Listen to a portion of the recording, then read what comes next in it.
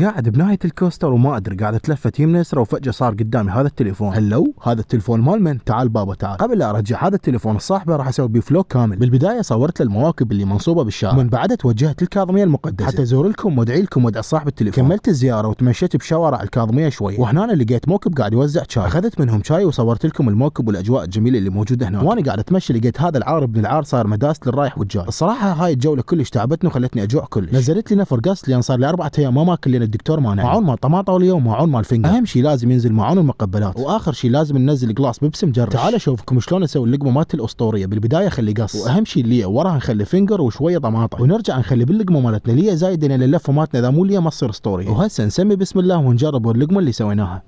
ومثل ما قلت لكم الطعم على العالم. وهسه لازم نجرب المقبلات مالتهم. جربت اول شيء الحمص بطحينه، وثاني شيء جربت الدجاجيك، ووراها جربت البابا غنوج. انا يعجبني كلش المطاعم اللي تهتم بالمقبلات مالتها. وكان هذا العشاء مالتي باليرموك.